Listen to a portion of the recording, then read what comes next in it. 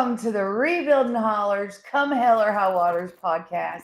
My name is Stephanie Johnson, and I am so excited you are here live with us tonight. It is Friday, April the 10th, and we have not seen each other for 2 whole weeks. And I've missed you terribly. I have so many amazing updates to give, and I'm just so glad you're here with me. So if you are watching live tonight, make sure if you have any questions or if you would like to talk to me or my guest, type in hashtag rebuilding, and our producer Russ is behind the scenes and he will get your question popped right up here on the screen for me to see it. And I would love to talk to y'all. I'm so glad you're here. So the last time I saw you, we were finishing up a fundraising campaign. We had just pulled the winning ticket for that brand new ATV. We gave it away. We sold 1,747 tickets, and we raised $34,000, which was incredible. And I've spent it already. I don't know if y'all know how quick I spend money, but it goes so fast. So I'm so thankful to everybody that participated in that and bought a ticket and helped us. We are planning another raffle. We're allowed to do 4 a year. And so I'm so excited to find something else that folks can buy tickets to, because this helps us. So far, we've done 3 raffles, 2 last year, 1 this year, and we've raised almost $100,000 with just 3 raffles. And that's a big deal for us. That's huge. That's half a house getting done. So I'm very thankful for it. I see my friend Zeb's watching. Hey, Zeb, I'm so glad you're here tonight. Hey, we got new merch. Check out this new merch. This is the coziest, most comfortable. It's like t-shirt material, but it's really, really soft, lightweight sweatshirt material. It feels so good. This is our new season of merch. So we have some new stuff coming out with this awesome logo on it, because we need y'all to buy the merch, pretty please. It definitely gets compliments no matter where you're at, but it also helps us raise money so we can keep building homes and small businesses and lives. So check out our shop that is on the website, rebuildinghollers.org. We've got some great merch, and it makes me so happy to see people wearing it, because every single penny goes to getting our neighbors home. And holy cow, are we getting people home. So upcoming, the book is done, right? I've told y'all about the book I've written about the last year. It is done. It is in the editing and illustration process. So I'm so excited. I think in just a few more weeks and it'll be ready. I know a lot of people are ready to read my story. There's a lot in there that I haven't talked about publicly. There's a lot. There's just a lot. There's a lot in there. And so I will be so thankful for folks to have the book and understand really what we have went through. We also have upcoming our Memorial Day weekend cruise into the Hollers event. I'm so excited about this.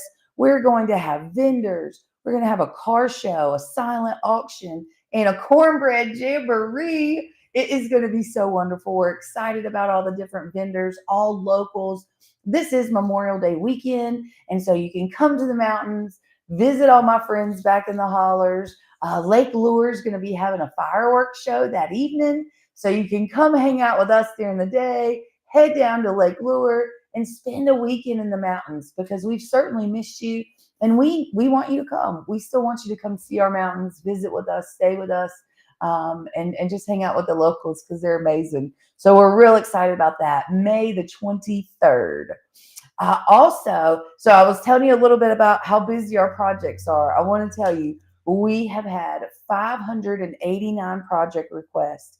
We've gotten 172 projects done. I just recently went through and updated everything and, finished the checkoff list as folks are getting done. Of those 172 we have done, we have 25 of those were full rebuilds. Now, not everything is all of us. We're never all of everything. We're always a part of someone's rebuild. But 25 of those were full rebuilds, getting people home and getting small businesses back open. So we're pretty proud about that. We currently have 16 full rebuilds in progress right now. And then we have 22 full rebuilds that are still waiting to get started. So still, we've come a very long way. We still have a long ways to go. We have 379 project requests that are smaller. So it's not a full rebuild, but maybe it's a roof or a foundation or a septic or a spring or a well or floors or sheetrock, or you just pick any construction element of destruction from a storm that's on the list, somewhere on the list. So a lot going on.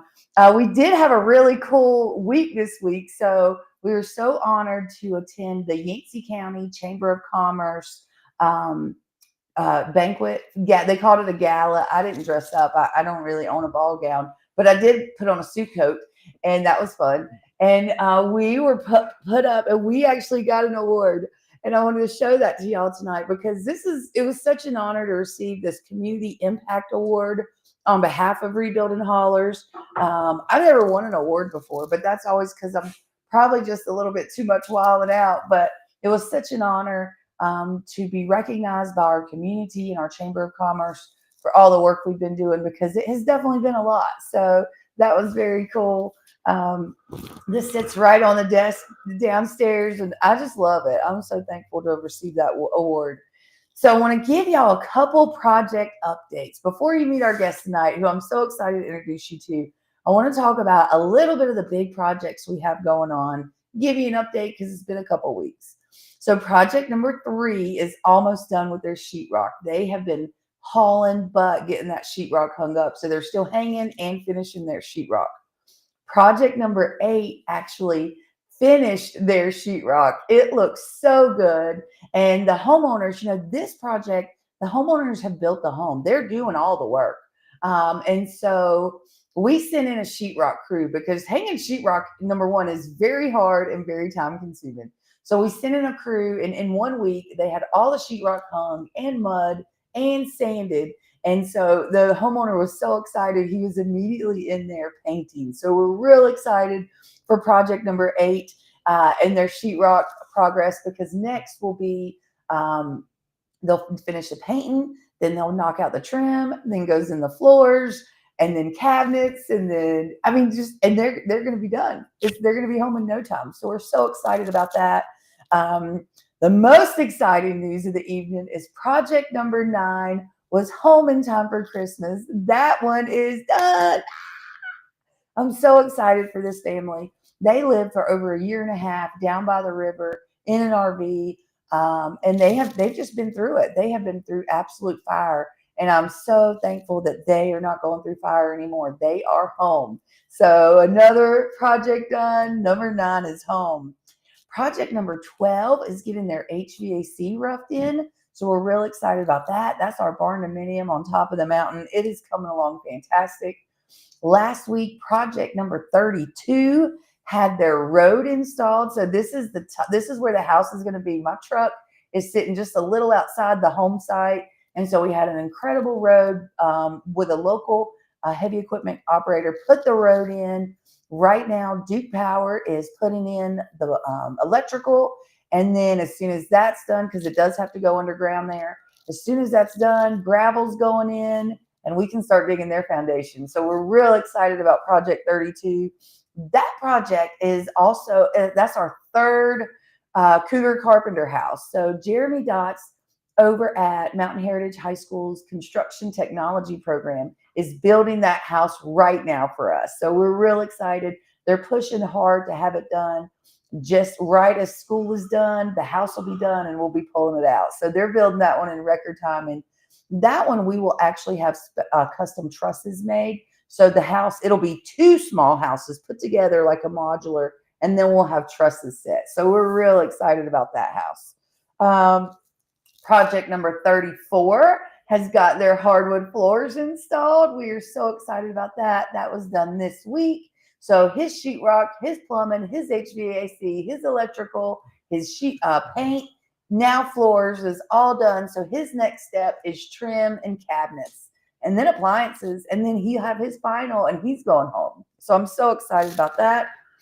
Project number 77, we are done with our portion of that. So all of their sheetrock is done, is painted, and they finished up installing the floors last week. So that is going to be multiple businesses now will have office space, and then they have a new retail space with a really cool business coming soon to downtown Spruce Pine. So we're real excited about Project 77. It is so close to being done. Project number 78 is doing great. They have all of their sheetrock done and all of the texture is done. So Jeremiah has been working his tail off out there getting it done. We are so proud of him. And we're just so excited that 78 is getting closer. Tomorrow, their hardwood floors are being delivered. Trish says, what a wonderful accomplishment. We're so proud of you all. Congratulations again on your award. Thank you, Trish. I love y'all. Project number 9. Oh, I know. I was still telling you about 78. So Project 78 is getting 3/4 inch nail down floors. And that's because it is a historic home. It was built in 1917. We had to rip out the floors. We promised them that we would give them the same thing they had. So the floors are getting delivered. Those need to acclimate for me, I think 2 weeks, because we're here in that very unique season of spring. And so it's still cold at night. It gets warmer during the day. So we'll let those acclimate for a couple weeks, at least 2, and then we'll be putting in their hardwood floors. So I'm excited about that. That's going to be very good. Project number 98 is almost done. They got a new roof installed last week. So we're real excited about Project 98's new roof. And then number 174, they have been making amazing progress. They have all of their windows installed. They have their sheetrock going in, and their furnace will be installed hopefully in the next 2 weeks. So they've made incredible progress as well. Project 425 had their road installed this past week. It's actually still being installed. So 425 is down by the river, and they don't want to live on the river again, and I wouldn't either. So we are going to be building them a house at the top of the mountain, and we have partnered with Appalachian Rebuild Project and Sophie Phillips. She's so amazing, and they are helping us get that road installed and putting in the underground power with French Broad all the way to the top of the mountain. So we're real excited about that. And last but certainly not least, Project 510. It is coming amazing. So this is our second high school house that Jeremy Dotz and his carpentry team built. That was delivered about 3 weeks ago, and our local general contractor took it over once the house was set, and the roof is on, the porch is on, the steps are done in. Actually, the steps from the basement up are done. It's incredible. I'm so excited about that. So as soon as we finish this exterior portion, hopefully by next week, then the interior will get started. So we'll have the rough-in, HVAC, plumbing, and electrical. We'll get that inspected. Then we'll be able to insulate. Then that will be inspected. And then we're hanging sheetrock and trimming it out. So we're moving as fast as absolutely possible to get all of our projects done and home. And I'm so excited about it. I'm so thankful for everyone helping us to make all this progress with our projects. It's never ending. You know, last month we did really well. We raised a lot of money, but the reality is you see all these projects. I've spent it. I spend so much money, probably about $160,000 to $170,000 a month when I have it. And that's what it takes. That's what it takes to keep everybody moving forward. And so hopefully soon we'll have some more partners, some great local funding from other nonprofits. You know, we have not received any state or federal funding. I don't know if we ever will. They keep talking about it on online and on TV, but we've not seen any of it. So we are completely grassroots. Every t-shirt you buy, every raffle ticket you buy, every donation you make goes 100% to our project. So pretty please continue to support us and help us in doing that. Even if it's just a like, share, and comment, that helps so much, because if you followed our journey, you know how hard this is and how hard we're working. So without further ado, I'm so excited to introduce you to my friend. This is Nute Nicholson. Hi, Nute. Hey. Welcome to the Real and Hollers podcast. Awesome. You're so good. Yeah. She's just said, you're great. Yeah. I want to start by saying thank you. We've had a long trip, and I think people don't really see what's going on with everything. If you weren't a contractor, you will be a contractor. She's so informed. We've been together for a long time, touching base, and we haven't left. And I want to say thank you for everybody. Yeah. It's huge. It's really It's huge. an honor. It's an huge. honor. And sometimes I don't really have an option anymore, right? I don't know if I ever had an option, but I do love what I'm doing. I think it's cool. I enjoy what I'm doing now as well. I started the septic nonprofit, and it's completely opposite. I'm begging for money, and people are giving it to you for what you do. So it's. I mean, but we work together. We absolutely, worked on some we've done some projects, which is awesome. Yeah.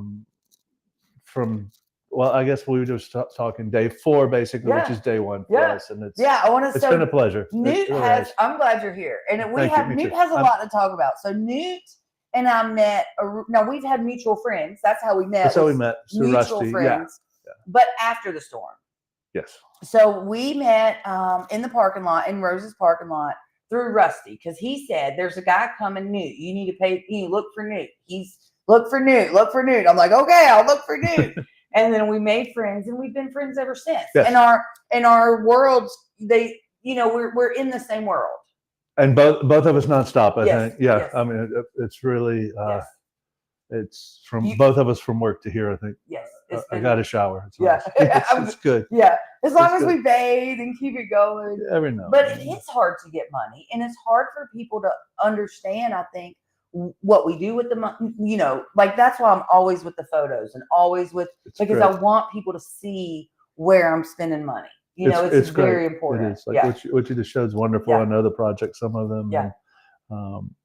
And you see a lot of them driving. I see a lot. Yeah, I do. And I'm in touch with a lot of people as a contractor. So I do have a touch throughout the community. I move around a lot, and your name comes up always. Yeah.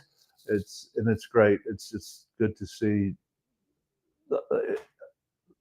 One of the projects I visited him, the one that you just finished up, and number 9. It's the first time I've seen him without shock. He was in relief. He was a neighbor. He was relaxed for the first time in a year and a half. I mean, and the other side of that is what we're going through, doing what we're doing too. It's up and down. It's gratifying. It's scary. We're broke.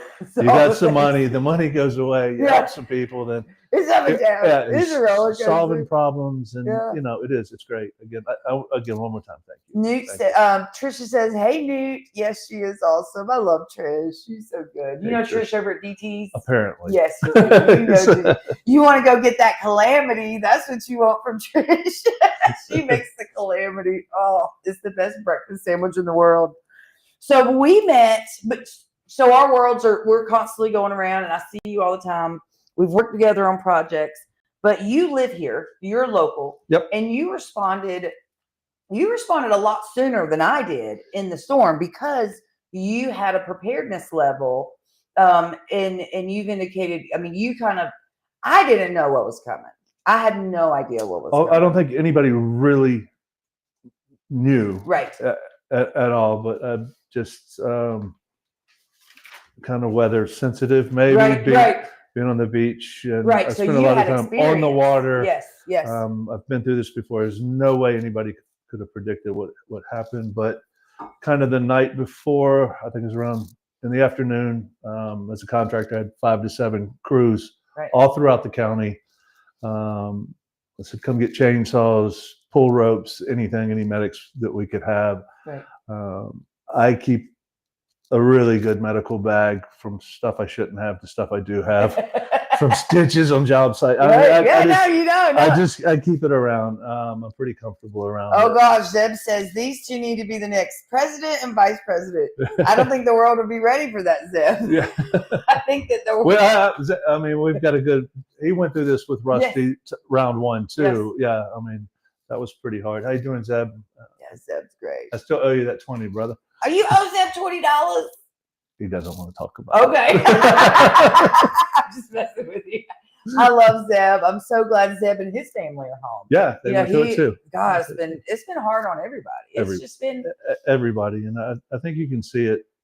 But it starts to rain. We had freaking tornadoes 2 weeks ago, and I come unglued. Like literally, it was flashbacks all over again. First thing in the morning, I'm standing at my window watching, and there was like tunnel clouds coming down on top of. So from my house, I can see mountain air, and so I'm looking out the window way across the holler, and there is all of these like tornado clouds trying to form. I think everybody's a form of PTSD still going around in the rain, and spring is here though. Like winter's horrible. I come down the river yesterday, down the Cane River where the apartments were, and I'm like, this helps so much. Winter's hard here on everybody. Because we can see it all. Yeah, we can see all everything. The landslides. Yeah. See all the down trees. Everything is just dead and sad, and we get the winter blues. I think this hits everybody. Yes. We had a therapist on at some point in the last year on the podcast, and she warned us. She said, year 2 is the worst. Yeah. It's even harder than the first year, which I was sad. I was like, are you kidding me? I cannot handle another year worse than the first year. And like everything else, it comes in waves, I think. It's you'll forget about it. And there's pockets. I'm in town now, coming off the Baldwin Mountain, coming off the river on the Cane, and I'm in town even the day of. Yeah. There were pockets in the town. It's like 2 days later, everything's perfect. Not perfect, but like right. And you travel and nothing, and then all of a sudden you have a tornado. Everything's destroyed. Yeah, and then when you get going down the river, is next level. So the river kills me. Yeah, it crushes me. Me too. The river crushes me. Yeah. And I think I want to give a shout out to CSX over in Mitchell County, because if it weren't for CSX in Mitchell County, there would still be people, I feel convinced, that wouldn't have been able to get home. They rebuilt that entire railroad track going down the Tow River. Well, that's what we have. Our rail systems and diesel. That's what moves us. That's what moves the masses. Is our rails, and they've got to get the stuff out of Tennessee. But I am thankful that they rebuilt that. I mean, we needed that. We had to have it, and you have to. And they were fast. I mean, it was like a year. They have to, or less than a year, and they had the whole railroad rebuilt. People, I mean, just they were a huge impact.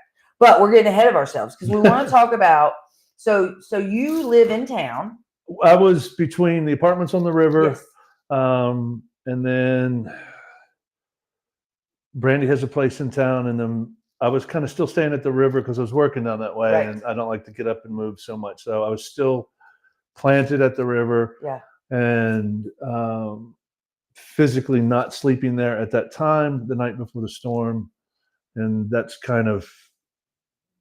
All my tools and everything were there. They're all gone. So, and that's just I didn't realize you lost a bunch of tools. Lost everything. Yeah, everything. Can I make a note of that so I can? No, it's not a. That's kind of my thing is getting people tools.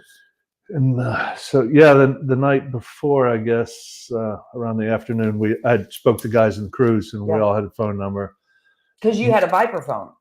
That came later in the evening. I put my phone number on Facebook, which I do not recommend, but this was just absolutely, I will never do it again unless. Right, but something told you. I did. I went to everywhere in town, the fire departments, EMTs, Ingalls. I put my number online, all of our local social media, and basically said, this is going to be bad. If you need help, call me. Yeah. And the plan was to reach out to these guys that we had planted, kind of they lived there, right? It was like they were prepared to help, and right. We work construction, hands-on people, and so the last place I went was to emergency services. I'd never met Jeff before, and they were full on, wide open, and I just kind of looked at him and in a polite way, I said. I was pretty frank and said, I've got training. I need to give me a radio. Yeah. I've got and a Viper got planted in my hand, and there's not a lot of them around whatsoever. Next morning, I think I got up at 5:00. My truck was packed with everything ready to go. Jeremiah says, I met Nute like day 2, maybe. He was dead set on getting supplies to people, and you are. Yeah, it worked out from that. And Rusty played an integral part in that as well. My job day 1 was get to the river, and it took a couple hours to get out of Burnsville. Right. And then I think it was about 10 o'clock, 10 o'clock. I made it to the bridge right at Riddle's in town. Water was just starting to crest. There was a few people there in DOT. It's a guy having a semblance with, and was like, I've got to get across to the river. I've got to get across. Yeah. And he literally looked me in the face. He goes, I know what you're going to do, and you know what I'm going to say. Just be careful. I said, I'll walk down to the bridge and check it out. And as I walked, it was a pontoon boat, a trailer, and the trees started standing up.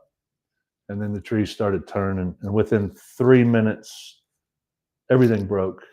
Parker's lumber, all of Tim's stuff, all the wood that was piled.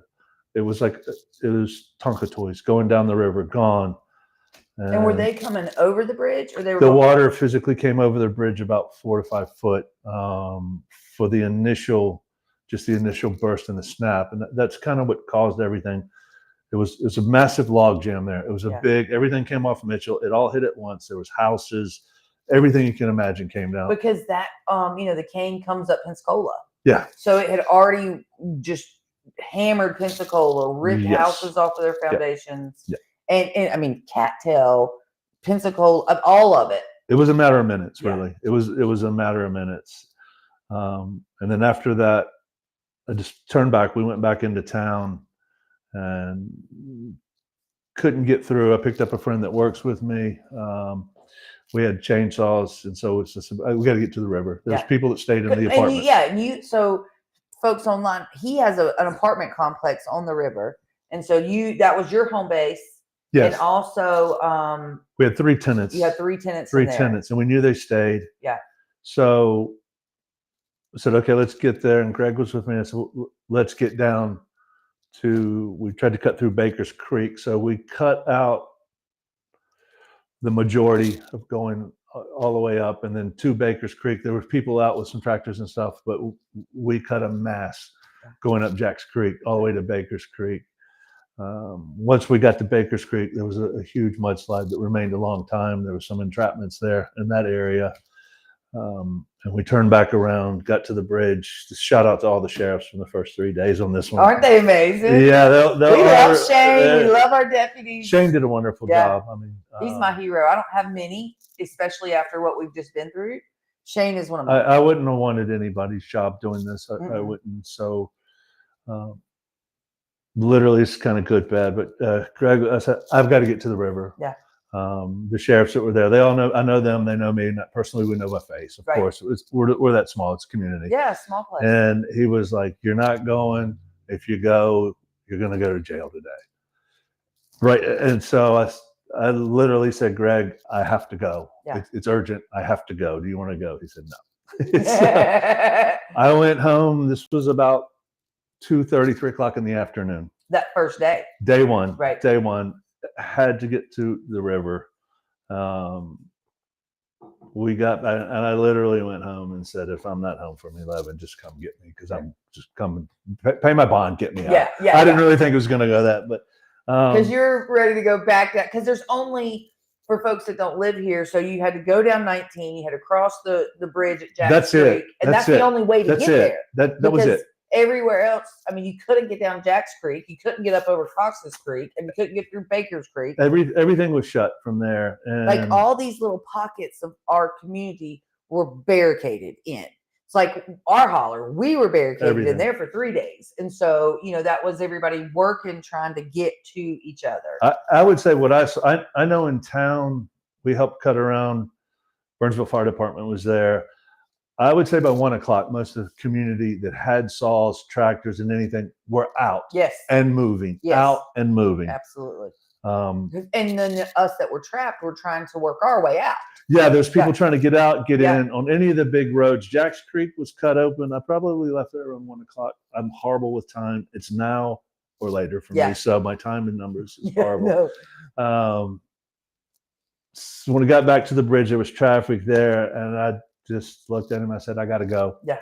I got to go. And he said, don't do it. And I said, I got to go. And he said, give me 2 seconds. And they opened the bridge up and then went down. Because the bridge was wrecked. The bridge was absolutely wrecked. There was debris all over it. And the entrance on the town side was destroyed. And so by that time, did they have you? You know, because it like washed away, washed out. It had rose real high, and actually at 10 o'clock, we were there when the power lines came down. Yeah. They were live, and everything blew. So that kind of helped once I got down the river. Turned down Price's Creek down the ballpark at about just before the ballpark, a mile before, it shut down. And still had it in me. I got to get to the river. I got to get to the river. Went back, came around Stroncis Creek, and then we came down through the backside. And there was a crew from West Yancey, and Fox was out on a tractor. Because that road right there at Price's Creek, it was underwater in mud. Yeah. Because the water rose all the way from the river. Gone. Basically gone at that point. Every little step you would take was another roadblock. Yes. And no, and were you on foot? Were you in your truck? I was in the big truck, jacked up with. I had everything in the world. Yeah. Winches, like meds, everything, access, everything possible that I thought might help. So from there, went back around the mountain and came down, and there was some fire department there, and there's a guy cutting through to the river, and some a couple side-by-sides from the fire department, and there was a young man. I think he was from Beuladine. I don't know. He was with the fire department, and finally, once we got to the river, it was 3 foot of muck and sand, and the radio came over. They were hit and miss from local ham radios, and there was still some action, not much at all. And I heard there's an entrapment at Hey Ladies in the stone house. He's on the 2nd floor. And then that's when everything kind of lit off for me. And we were in the side by side, and they said, we can't go. The power lines are down. The power lines are down. Right. I'm just stubborn, and it was like, go get the evac saw. I'm cutting, and they're like, Lord, who did we give this radio? Yeah, they were like, we can't cut. There could be juice on these. I said, look, I watch everything go down. I'll do it. Give me the saw. Right. I'm stupid, so I cut it. Everything's fine. We made it down and had to come all the way back and around, right behind your project you were just on. I live on the river. We came down. I didn't know where I was. We came right down behind Hey Ladies, right there. There's a couple people there. Had a ladder. They pulled them out. And then from there, I continued down to the apartments. And then I landed there about 4. Yeah. And I don't think people can understand what the river was doing, but we have a video to show them. It was really intense. Yeah, intense. It's really intense. So I want to show y'all this video. Hang on 1 second, Russ. And just to give you a little background, this is basically your tenants got out of the house. Yeah, there was a couple from Florida, and then a guy on the 1st floor. The couple from Florida, he went off the steps. The steps were gone. The water was already coming up. Right. Because it snapped. Again, it snapped. Right, yeah. It was no water, and then... It's no gradual. Right, they was coming up. It's the 1st floor balconies, and then bang when I was in. And so this was probably around 10 o'clock. It snapped. He said he stepped down in the water, and it almost took him. Wow. He had no idea. He grabbed it and just manned up and got his wife. And he knew the guy downstairs as well. He said, I got to get him out because he's been out. And he woke him up, and they got out, and they got up onto the hill above us. And that's where this video footage is. Yeah. In. This is basically the first footage of your. Well, the first wave of the flood coming off Parker's early in the morning. Okay. It was a detrimental, and it hung out for a while, I think. From talking to people about it, I think it crested about an hour at this level. Okay. And so they had literally just gotten out, and this is what happened. This is from them. Okay. Yeah. All right, Russ. Let's see this video. This is quite devastating. The road is behind, like where it looks like the road is on our side. Yes.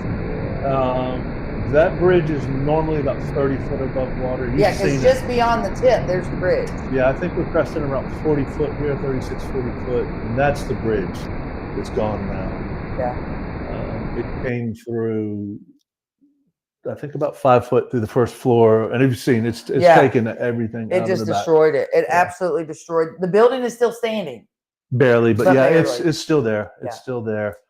Now you signed up for the flood mitigation for this. Yes. And that's exciting because finally a year and a half later, it's in the news now that money is coming to the county. It has come through. It has come through the county. I mean, we haven't. I don't know that they've received it yet, but they've received notice that's on the way. Yeah, as a homeowner, it's difficult. Yes. As a business owner, it's been absolute nightmare, impossible to do anything. I'm sorry to say it. No. I mean, it's the truth. So I've dealt with FEMA as a contractor. I've dealt with FEMA as a victim, and I've dealt with FEMA to help people. Right. You're better than me because anytime they come in my office, I'm like, just go. It just takes a lot of patience, and I was able to get people money. Yeah. My situation there was still in a house. It was partial business, so you get turned over to SBA, and it was around. So is the Christmas? This is the disaster mitigation. Yeah. So because it's a business, they didn't want to give you any money. Correct. Correct. Oh my God. Correct. Even though that was your property, you had totally remodeled it. It was completely occupied. Nothing. Insurance, the insurance that we had on it was anything that was attached structural. Everything that I put in there was attached by hand, the bed frames and everything. Yeah. And then it comes back, oh, well, the only thing, because it was looted after, which is no big deal. We'll talk about those scammers in a minute. First thing we did when I got there was kicked in all the doors. Yeah. Didn't really care. And the mitigation and everything. So it was around December. And we'd already written everything off, basically. I'd been through everything. I had spoken with FEMA when the girl just got here before they were set up. She was from Chicago, and she handles all the construction. And I said, we need to find a way to keep this under North Carolina contractors. This is not the beach. Right. You don't shovel it up, put it in a dumpster, and put something else back down. It's very particular. So she hooked me up with emergency services in Raleigh, which it's been wonderful for me from where I've been from not contracting to moving into the 501, into the long term and everything. It really accelerated the movement of moving along, but it hasn't helped in funding with me at all. At all. So it was about December. I want to say I found out, was just digging. There's got to be something. And I think we came up with the same time. This is disaster mitigation. Mm-hmm. It's a buyback program. It's optional. Right. It definitely can appear as a land grab to people, and it did. Right. And we talked about that. We had a little come to Jesus in the parking lot. We talked about it. It's completely understandable. Yeah. But we were not educated by anybody locally, by the state or anything. Yeah. And so I found out about it. I had acquired a KTM motorcycle by then. First place I went was to our building inspectors. Yeah. My apathy, I've worked with them on a regular basis as a contractor, in and out. So again, for me, I can't imagine having to come to my neighbor and say, hey, you got to go. Yeah. Horrible job. Horrible. They've had a tough time. So I was like, do you know about this? And the answer was, yeah. And the problem was there were some counties that didn't receive money. Right. From me talking to emergency services, they were coming. I went and put flyers everywhere, and I absolutely hammered social media. Absolutely hammered. They were coming in 4 days from Raleigh. I spoke to the people. I said, can you come talk to the community? Will you talk? Can we invite you? They were open to do it. So it was an umbra over it, kind of. It almost felt like, and I did speak with somebody on this, and it was a taxation thing. They were worried about money on taxation, losing money on taxes. Right. The disaster mitigation program, I said, I need some examples. How many have you done? And it's tens of thousands of properties in North Carolina alone. Wow. From like the coast. From the coast, basically all over. We've never really had that here. No, you don't have and I knew nothing about it. So I got educated real quick. It was a safe thing. I felt it was safe. So I advertised it. I got it out to as many people as I could. Right. I wasn't sure how and where our local government was going to react, but I'd lost everything. I've got nothing to lose. Right, exactly. Everything's gone. And it's not just me. No. It's a whole community on small businesses. And in the beginning, I remember you going, Steph, this is a good thing. And I said, it may be a good thing for some, but for some, they're going to want to rebuild. Yeah, and absolutely. So for me, I was like, look, I'm giving away building material because we weren't even in our space yet. We were still in the parking lot. I don't even think you, me, anybody understood still in December the scope of the loss at this point. Really, no. Really, no. I mean, I was determined by that point because it was 40 days after the storm that I went into the community, deep into the community, and I was like, what are we going to do? I think you were determined about day 5. Yeah, I was pretty determined. I was pretty determined, but I still didn't understand. I would see the photos online.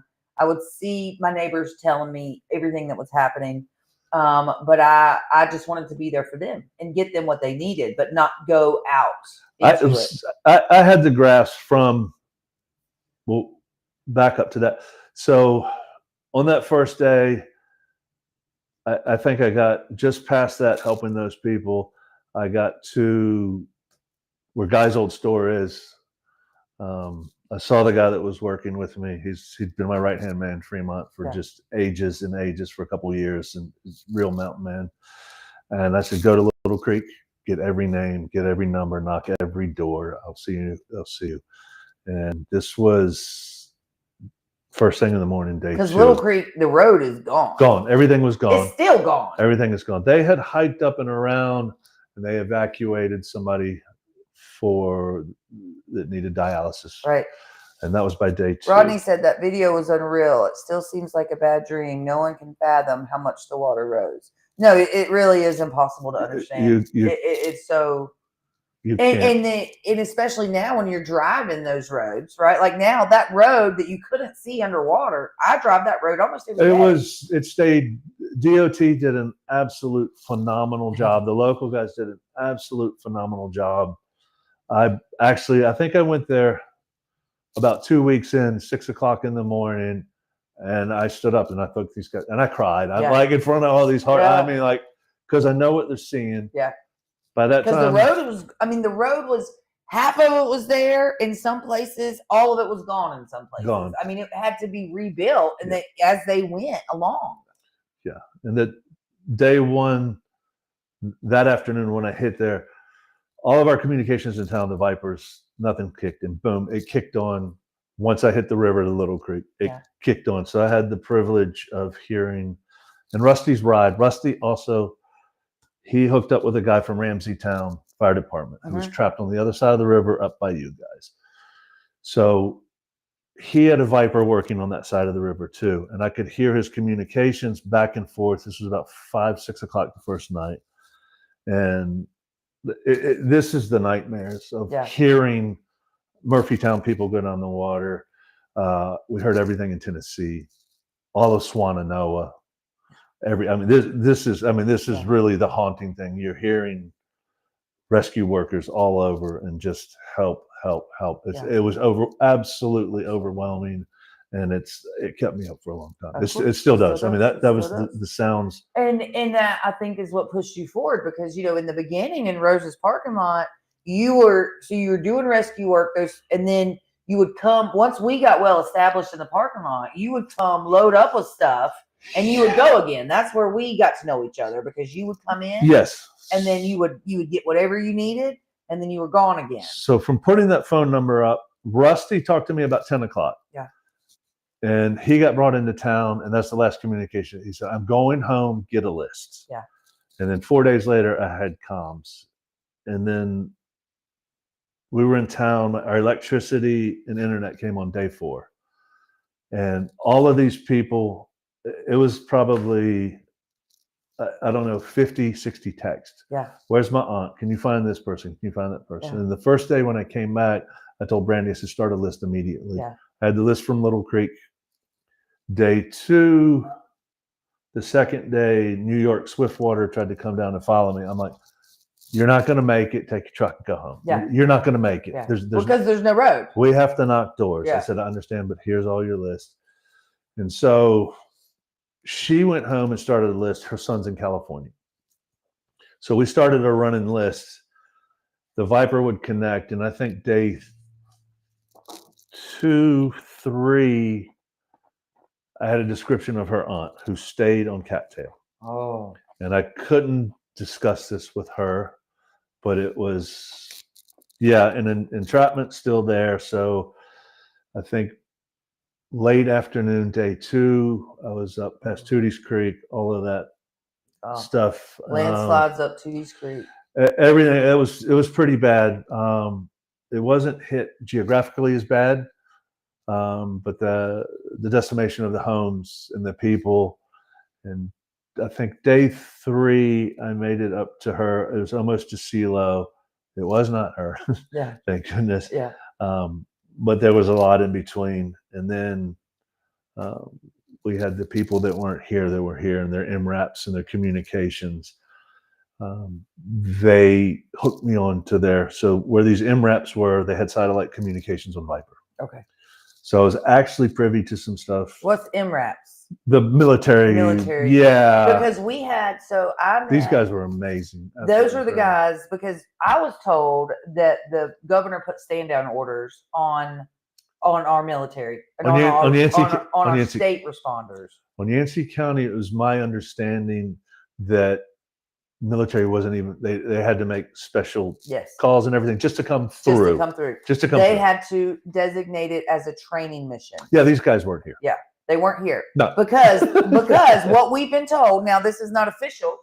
I mean, I'm sure someone could find it. There has to be record of it. But I was told through someone that I trust explicitly, when I called him, and he's in the business of rescue, I said, "Where are you?"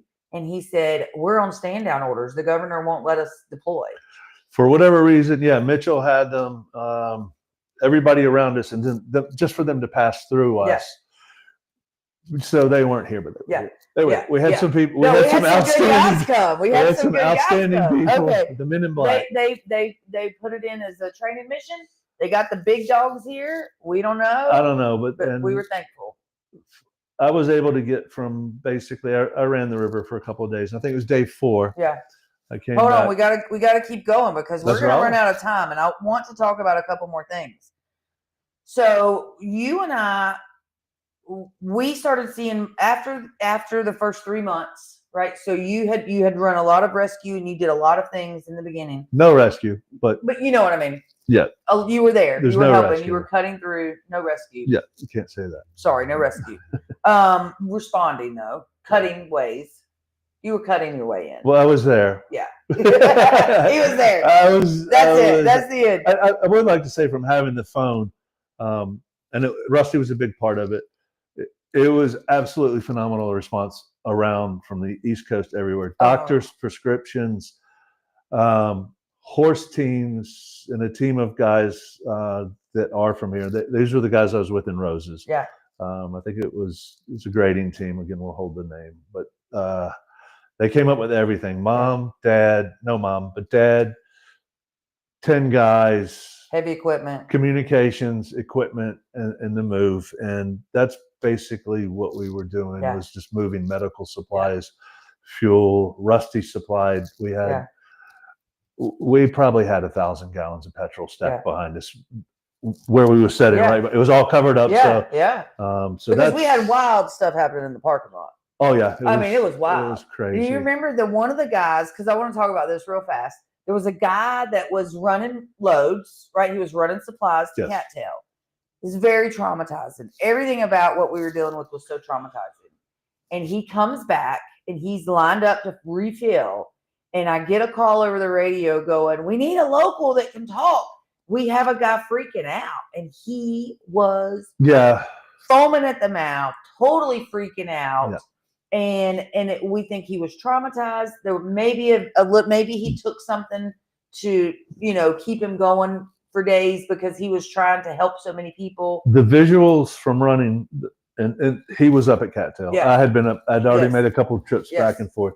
I think he was running for you. In fact, he was just running, and I was anybody that was hauling, I was supplying. Okay, because I wasn't keeping lists. I was just, you need something, take it, get it out. I almost want to say it was more shocking. Like, I understand 100%. I saw a lot of people just like if you're coming from town, if you're in a uniform or not, what you were just thrown into, and if you had the displeasure of seeing, if you see the water, sometimes you saw things. It's not. I mean, it's not nice. I mean, at all. Everything's not nice, and if you're encapsulated and you're stuck in your area, this is what you know for a little bit. Yeah.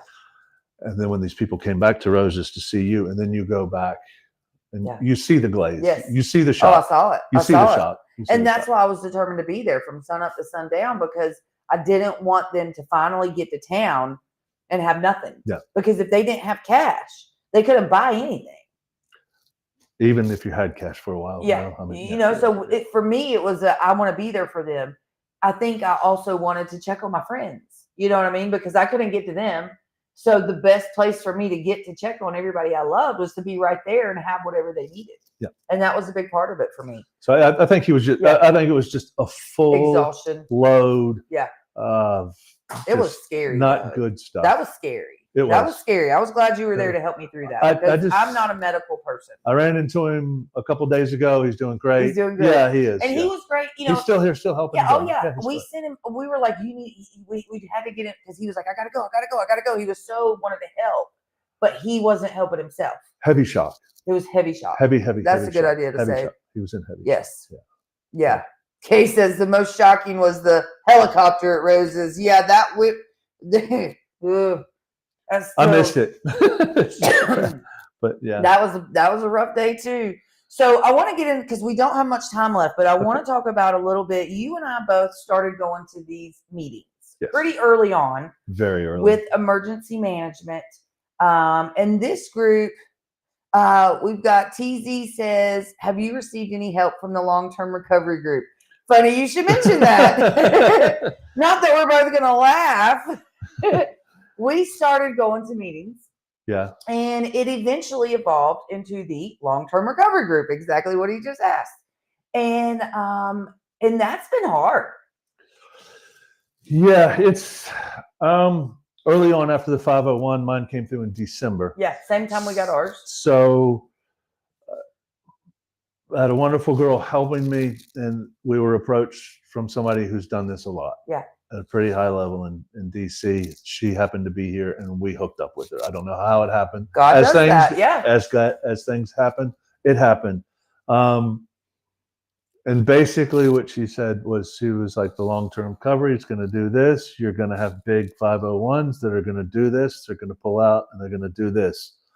I jumped on a big 501 after I'd talked to everybody in Raleigh, from emergency services, DEQ, waterworks. I'd gone through everybody, right. Congressmen, senators, everything. Money was put in my face, and I jumped on it. Yeah. I don't know in the long term if it's, I mean, she nailed it 100%. What happened? Well, everything she said is the long-term recovery group is going to be a crapshoot, basically. How did she say? Well, she didn't say it's a crapshoot. She said they're going to hire a bunch of employees. She said people will get hired local. And it'll filter down to groups of other people, you and I, and other.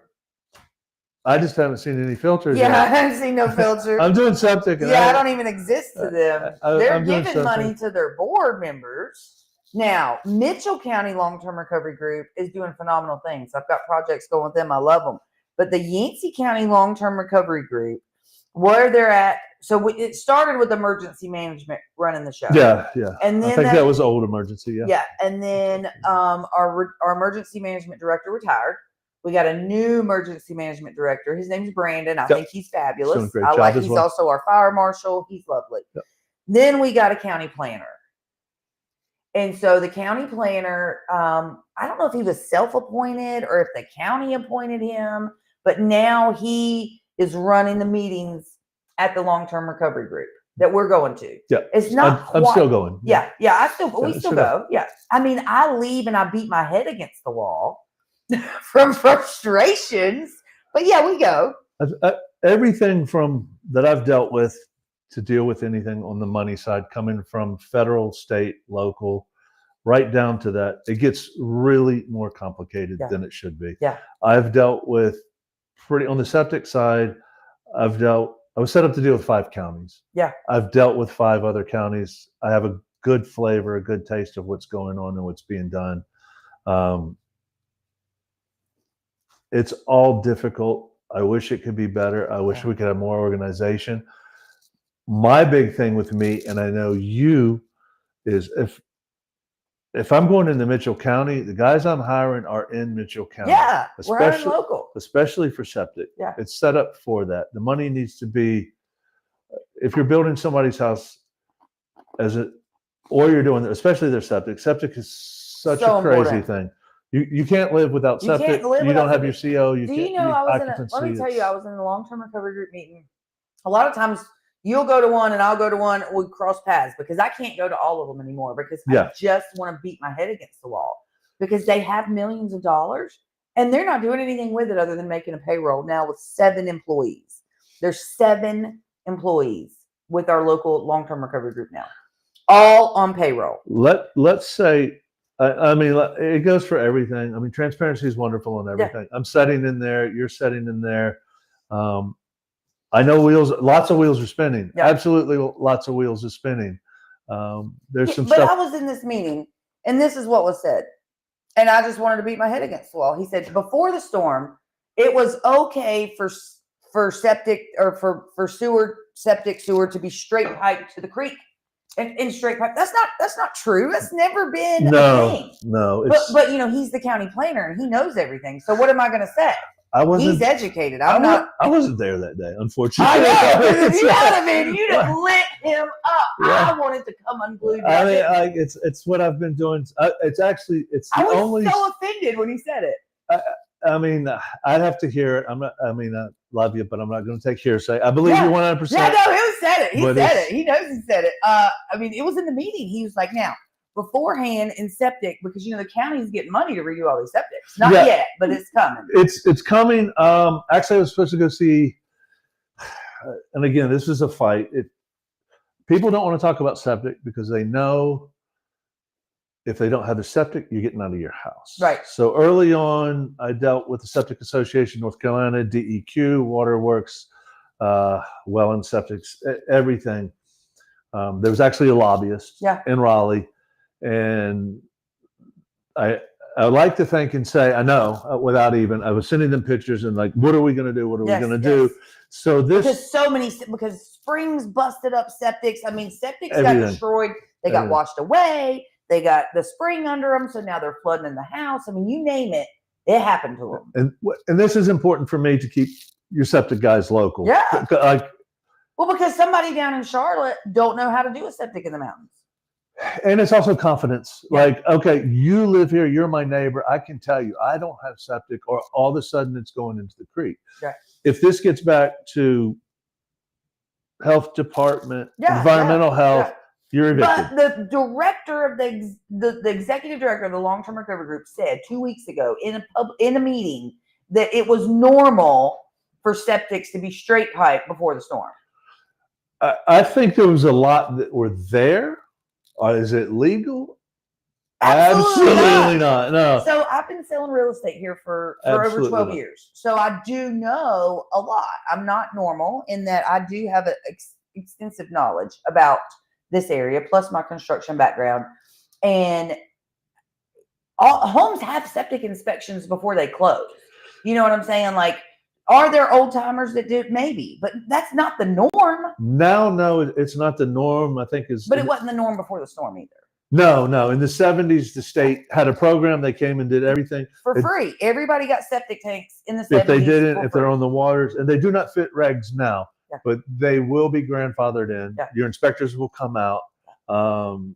I've dealt with the lead of Western North Carolina quite a few times. Yeah. They're there to solve problems, not to throw you out of the house. Right. Right. No, because straight piping is not normal. No, it's never been normal. It's not normal. Yeah. No. Well, that was the first really off the wall thing he said, and then he said, "And springs are illegal in the state." Well, I think you'll probably know better than me. On the springs, they're not illegal. No. There was a short period before the housing that banks would kind of Banks cringe. don't like loaning on them, but that's not illegal. This has changed now. Yes. Yeah. And but this is absolutely even changed. before the storm, because he was talking about they're illegal because they have E. coli and this and that. Okay. Here's the deal. When I sell real estate, if it's on a spring, it's guaranteed that the water test is going to fail. It's tested. Yeah. It's going to fail. It has to be tested. It's going to fail. Period. Most wells fell as well. Yeah. Most wells will fail straight up. Yeah. I mean, before you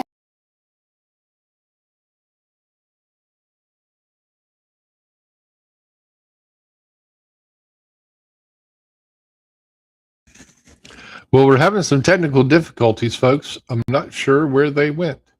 We are on the hour, and we'll see you guys next week. As Steph always says, thank you for loving everybody around her, and we'll see y'all next time. The hardest part isn't the knowing.